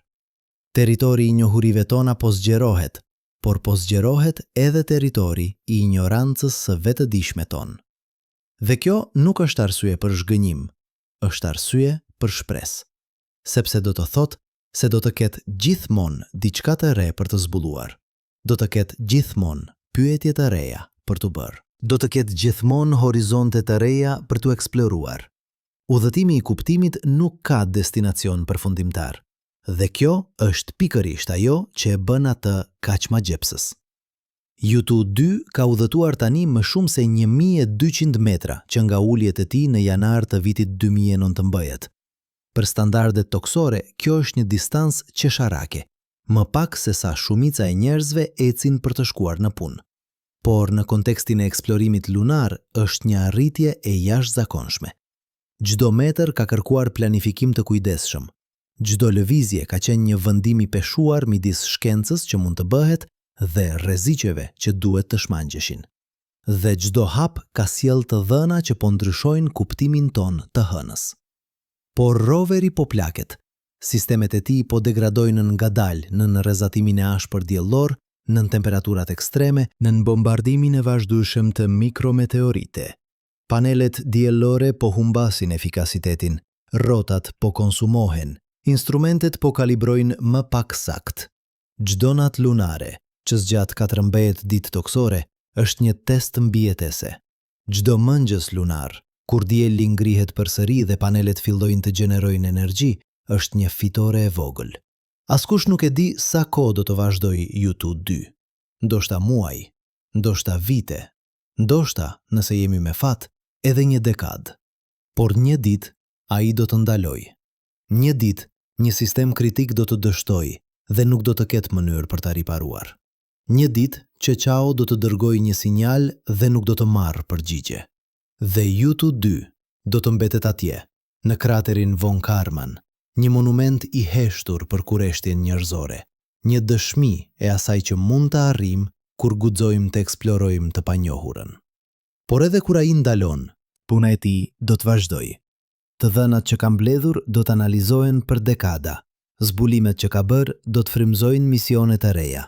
Puetet që ka ngritur do të udhëheqin gjenerata të reja shkencëtarësh, sepse kjo është mënyra se si shkenca përparon, jo përmes momenteve të vetme të zbuluara, por përmes akumulimit të ngadaltë të njohurive, përmes ndërtimit të kujdesshëm të kuptimit, përmes transmetimit të mençur të asaj që kemi mësuar tek ata që do të vinë pas nesh. Dhe diku, në një të ardhme që ne mund ta imagjinojmë vetëm në mënyrë të paqartë, një astronaut do të qëndrojë pranë Yutu-2. Ata do ta shohin atë, të mbuluar me pluhur lunar, sistemet e tij të heshtura përgjithmonë, por ende i paprekur, ende i tërë, ende dëshmia asaj që ishte e mundur. Dhe ndoshta ata do të marrin një moment për të reflektuar mbi faktin se ky rover i vogël, ky koleksion i metalit dhe elektronikës, kërkoi më shumë guxim për t'u ndërtuar dhe operuar, se sa shumica e njerëzve do të tregojnë ndonjëherë në jetën e tyre. Sepse për të dërguar Yutu-2 në anën e largët të hënës, dikush duhej të besonte se ishte e mundur, kur të gjithë të tjerët mendonin se ishte shumë e vështirë. Dikush duhej të zgjidhte probleme që askush nuk i kishte zgjidhur më parë. Dikush duhej të rrezikonte dështimin publik në një shkallë që mund të kishte përfunduar karriera dhe turpruar një komb. Dhe ata e bën atë gjithsesi. Sepse dinin se disa gjëra janë më të rëndësishme se siguria. Disa pyetje janë më të rëndësishme se komoditeti. Disa horizonte janë më të rëndësishme se çdo rrezik që duhet të merret për t'i arritur ato. Kjo është trashëgjimia e vërtet e Chang'e 4 dhe Yutu-2. Jo vetëm të vënat, jo vetëm zbulimet, por prova që kur ne vendosim të kapërcejmë kufizimet tona, kur guxojmë të imagjinojmë të pamundurën dhe pastaj punojmë për ta bërë atë realitet, nuk ka asgjë që nuk mund të arrijmë. Dhe kjo është mesazhi që ana e largët e hënës po na dërgon mbrapsht përmes Qeqao, përmes të gjitha atyre kilometrave të hapësirës së zbrazët, përmes të gjitha atyre shtresave kompleksiteti teknik. Se ne jemi më të aftë se sa mendojmë. Se sfidat që duken të pasgjithshme janë shpesh thjesht probleme që askush nuk ka pasur guximin t'i përballojë ende. Se horizonti nuk është një kufizim, është një ftesë. Dhe ndërsa qëndrojmë këtu, në këtë moment të historisë njerëzore, me një rover që eksploron një vend që askush nuk e ka parë kurrë drejt për drejt, me një satelit që qëndron në një pikë ekuilibri që matematika e parashikoi, por që askush nuk e kishte përdorur kurrë, me të dhëna që po sfidojnë çdo supozim që kishim bërë, ne duhet të pyesim veten. Çfarë tjetër është e mundur? Çfarë sfidash të tjera që duken të pasgjithshme janë thjesht duke pritur dikë që ka guximin t'i përballojë ato? Çfarë horizontesh të tjera janë duke pritur të eksplorohen? Përgjigjet nuk janë në uje. Ato janë në ne, në kurreshtjen tonë, në kreativitetin tonë, në vendosmërinë tonë. Në gatishmërinë tonë për të pranuar se ajo që e dim është gjithmonë më pak se ajo që ka për të ditur, në guximin tonë për të ecur përpara edhe kur rruga nuk është e qartë, në besimin tonë se udhëtimi vet, jo destinacioni, është ajo që na përcakton. Ana e largët e hënës nuk është më një vend misteri pa arritshëm. Është një laborator ku po mësojmë jo vetëm për hënën, por për veten tonë, ku po zbulojmë jo vetëm sekrete gjeologjike, por të vërteta për natyrën njerëzore, ku po gjejmë jo vetëm përgjigje, por pyetje më të mira. Dhe kjo, në fund, është arsyeja pse ne eksplorojmë. Jo për të arritur në një destinacion përfundimtar, por për të vazhduar udhëtimin. Jo për të gjetur të gjitha përgjigjet, por për të mësuar të bëjmë pyetje më të mira. Jo për të pushtuar të panjohurën, por për të zgjeruar territorin e asaj që është e mundur. Sepse çdo hap që marrim në hapësirë është një hap që na sjell më afër kuptimit të vendit tonë në këtë univers. Çdo zbulim që bëjmë është një copë e një puzel që po ndërtojmë së bashku gjenerat pas gjenerat. Çdo sfidë që ka përcejmë na tregon se kufizimi i vetëm i vërtet është ai që ne vendosim për veten tonë. Vendërsa U2 vazhdon udhëtimin e tij përmes kraterit Von Karman, ndërsa Qeqao vazhdon të përcjell sinjale nga ana e largët, ndërsa shkencëtarët vazhdojnë të analizojnë, të debatojnë, të zbulojnë. Ne po shkruajmë një kapitull të ri në historinë e njerëzimit, një kapitull që flet për guxim dhe kurreshtje, për vendosmëri dhe imagjinat, për gatishmërinë për të pranuar se ajo që e dim është gjithmonë më pak se ajo që ka për të ditur. Dhe horizonti, siç është gjithmonë, është vetëm fillimi. Por le të ndalemi për një moment dhe të pranojmë diçka që shkencëtarët rrallë e thonë me zë të lartë. Ne nuk e dim vërtet çfarë po shohim. Po, kemi të dhëna. Po, kemi matje. Po, kemi modele që shpjegojnë disa nga ato që U2 ka zbuluar. Por çdo përgjigje që gjejmë në anën e largët të hënës hap një derë drejt një dhome plot me pyetje të reja. Çdo mineral që analizojmë na tregon se proceset që formuam hënën ishin më komplekse se sa imagjinonim. Çdo anomali që zbulojmë na kujton se realiteti nuk ka asnjë detyrim të përputhet me teoritë tona. Merrni ilmenitin që U2 gjeti në përqendrime të pazakonta. Ne mund të spekulojmë. Ndoshta erdhi nga aktivitet vulkanik i vonë, ndoshta u përqendrua nga procese që nuk i kuptojmë ende, ndoshta modelet tona për ftohjen e hënës janë thelbësisht të gabuara. Por e vërteta është më e thjeshtë dhe më e ndershme. Ne nuk e dim. Jo ende. Ndoshta jo për dekada. Dhe kjo nuk është dështim. Kjo është shkenca në formën e saj më të pastër. Sepse ekziston një dalim themelor midis asaj që ne dim dhe asaj që ne mendojmë se dim. Ne dim se hëna u formua nga një impakt gjigant. Provat izotopike janë të qarta. Përbërja kimike e shkëmbinjve lunar përputhet shumë ngushtë me mantelin e tokës për të qenë rastësi. Ne dim se sipërfaqja e hënës është e vjetër. Kraterët që mbulojnë çdo centimetër katror janë dëshmi e miliarda viteve bombardim. Ne dim se ka pasur aktivitet vulkanik, Maria janë atje, të dukshme, të padiskutueshme. Por çfarë nuk e dim është shumë më e gjatë. Ne nuk e dim saktësisht sa i ngjehtë ishte impakti që krijoi hënën. Ne nuk e dim sa shpejt ftohej oqeani i magmës. Ne nuk e dim nëse ftohja ishte uniforme apo nëse rajone të ndryshme ftohen me shpejtësi të ndryshme. Ne nuk e dim pse kora është kaq më e trashë në anën e largët. Ne nuk e dim pse aktiviteti vulkanik u përqendrua kaq shumë në anën e dukshme. Ne nuk e dim sa ujë, nëse ka pasur fare, ishte i pranishëm gjatë formimit. Ne nuk e dim nëse manteli është homogjen apo i shtresëzuar. Ne nuk e dim nëse bërthama është ende e lëngshme apo është ngurtësuar plotësisht. Dhe këto nuk janë detaje teknike. Këto janë pyetje themelore për natyrën e trupit qiellor më të afërt me ne, trupit që kemi studiuar më intensivisht se çdo objekt tjetër në sistemin diellor përveç tokës. Nëse ka kaq shumë që nuk e dim për hënën, një vend që kemi vizituar, që kemi prekur, nga i cili kemi sjell 452 kg mostra, atëherë, çfarë mund të themi për pjesën tjetër të universit? Çfarë mund të themi për Marsin, ku kemi dërguar vetëm rovera? Çfarë mund të themi për Europën dhe Enceladus, hënat e largëta ku dyshojmë se ekzistojnë oqeane nën sipërfaqe, por që nuk kemi prekur kurrë? Çfarë mund të themi për mijëra egzoplanete që kemi zbuluar rreth yjeve të tjerë, ku çdo gjë që dim vjen nga analiza e dritës që kalon përmes atmosferës së tyre? E vërteta është se territori i njohurive tona është një ishull i vogël në një oqean pafundësie ignorancë. Dhe çdo zbulim që bëjmë, çdo të dhënë që ju të dy dërgon mbrapsht, çdo mostër që analizojmë, çdo teori të re që propozojmë, zgjeron ishullin ton. Por gjithashtu na tregon se sa më i madh është oqeani.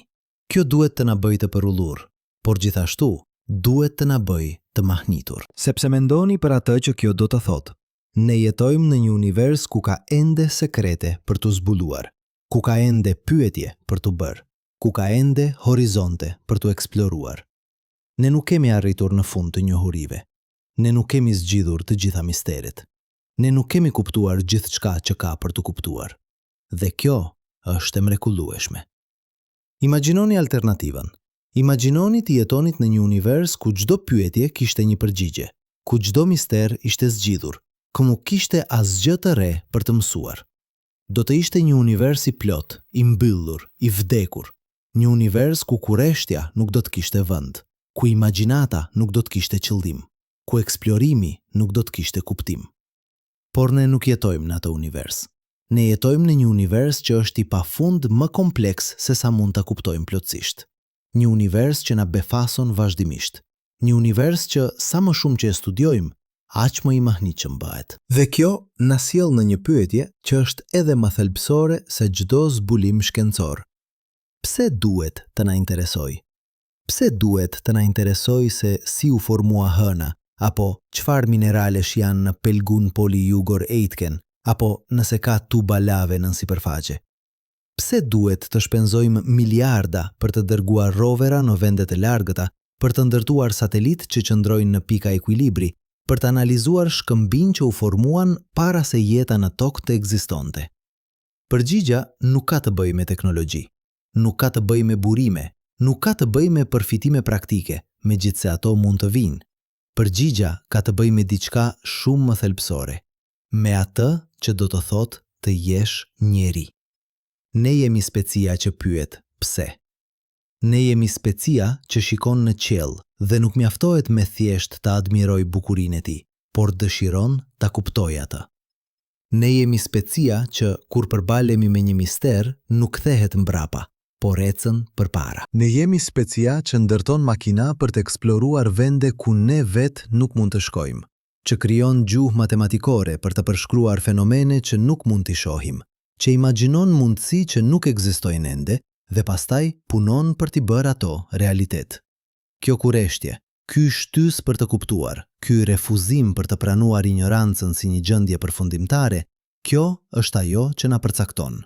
Jo inteligjenca jon, shumë kafshë janë inteligjente. Jo aftësia jon për të përdorur mjete, shumë specie përdorin mjete. Por aftësia jon për të pyetur pyetje që shkojnë përtej mbijetesës së menjëhershme, për të kërkuar njohuri që nuk ka përfitim të dukshëm praktik, për të eksploruar, thjesht sepse eksplorimi vet është i vlefshëm. Dhe kur ju të dy analizon një shkëmb në anën e largët të hënës, kur Kueqao përcjell sinjale përmes hapësirës së zbrazët, kur shkencëtarët debatojnë domethënien e të dhënave, ne po bëjmë diçka që asnjë specie tjetër në tokë nuk e ka bërë. Ne po studiojmë historinë e një bote tjetër. Ne po kërkojmë të kuptojmë procese që ndodhen miliarda vjet para se ne të ekzistonim. Ne po ndërtojmë një hartë të realitetit që shtrihet shumë përtej horizonteve të perceptimit ton të drejt për drejt. Dhe kjo është e jashtëzakonshme. Jo sepse na bën të veçantë në ndonjë kuptim kozmik.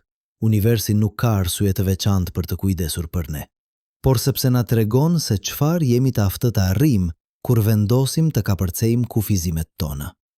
Por let jemi plotësisht të sinqert për diçka tjetër. Çdo zbulim që bëjmë në hënë çdo sekret që zbulojmë për formimin e sistemit diellor, çdo pyetje që përgjigjim për historinë e planeteve shkëmbore, të gjitha këto na sjellin mbrapsht te një pyetje që është eve më e madhe. Çfarë është vendi ynë në të gjithë këtë? Ne jemi krijesat e vogla në një planet të vogël që rrotullohet rreth një ili mesatar në një galaktik që përmban qindra miliarda yje të tjerë në një univers që përmban qindra miliarda galaktika të tjera. Çdo atom në trupin ton u krijua në brendësi të një ylli që vdiq para se sistemi ynë diellor të ekzistonte. Ne jemi, në kuptimin më literal, pluhur yjor që ka organizuar veten në forma që mund të mendojnë, të ndjejnë, të pyesin pyetje për origjinën e tyre. Dhe tani, ky pluhur yjor ka ndërtuar një makinë që po eksploron një trup qiellor tjetër. Ka zgjidhur problemin e komunikimit përmes një pengesë që dukej absolute.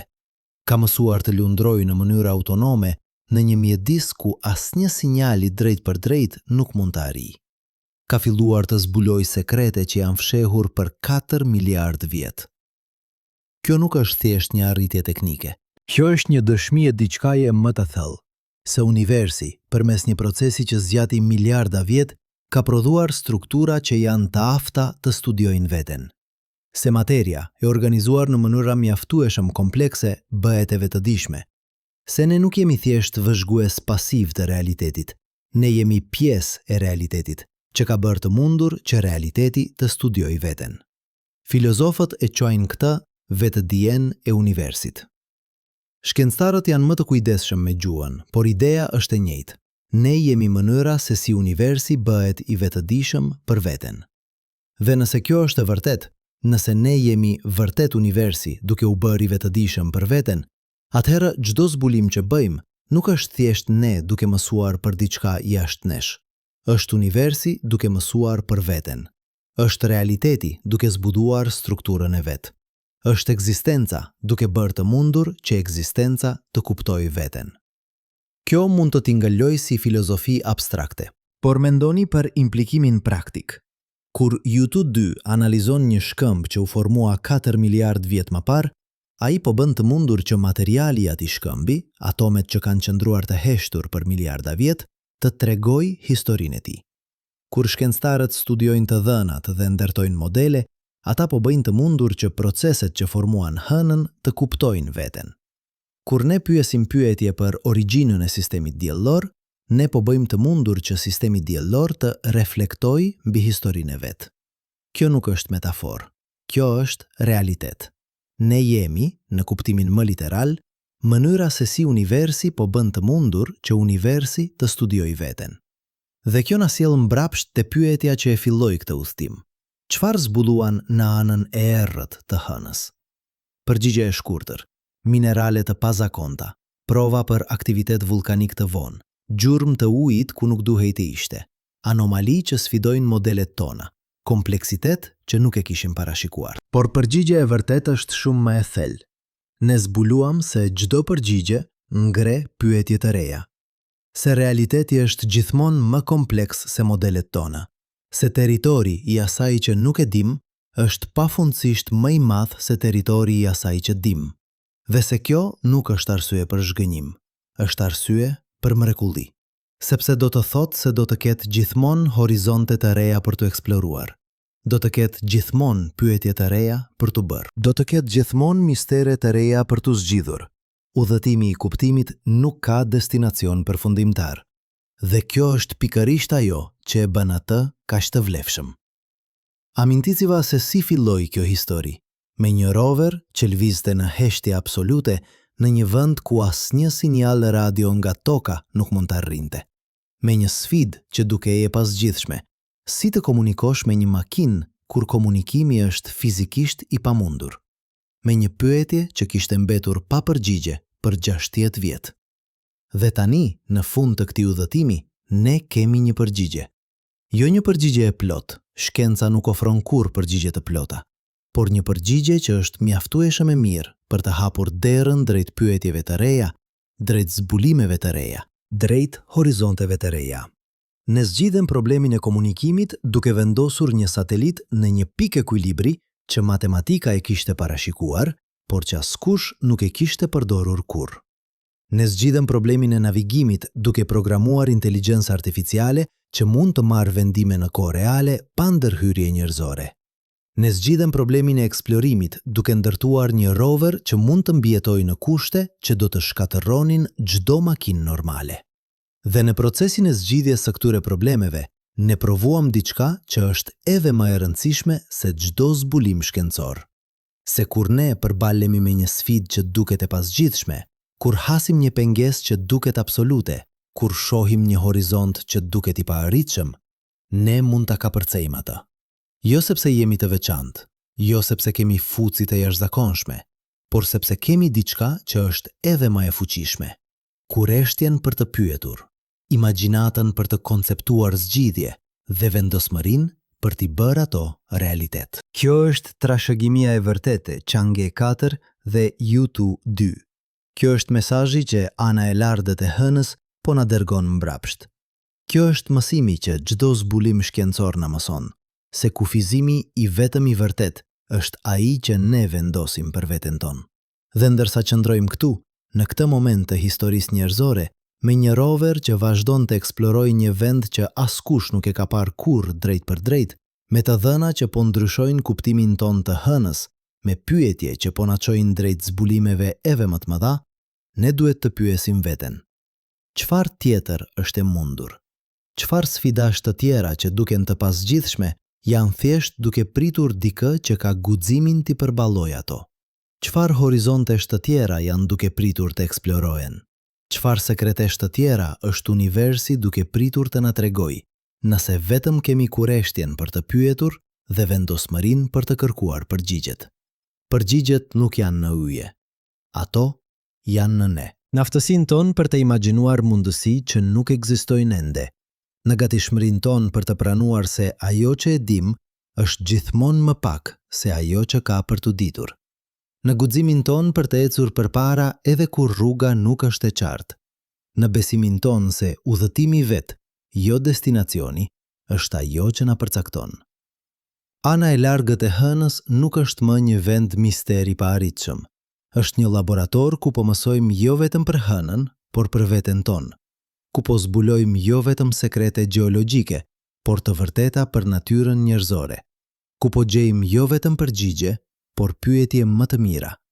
Dhe ndoshta në fund, kjo është zbulimi më i madh i të gjithave, se ne jemi pjesë e një universi që është mjaftueshëm i madh për të përmbajtur mistere që nuk do të zgjidhim kurrë plotësisht, mjaftueshëm kompleks për të na befasuar vazhdimisht, mjaftueshëm i bukur për të na frymëzuar përgjithmonë.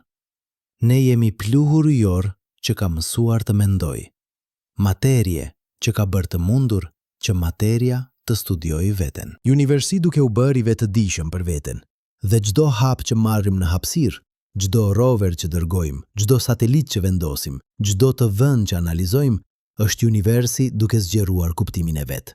Është realiteti duke zbuluar strukturën e vet. Është ekzistenca duke bërë të mundur që ekzistenca të kuptojë veten. Kjo është arsyeja pse ne eksplorojmë, jo për të arritur në një destinacion përfundimtar, por për të vazhduar udhëtimin.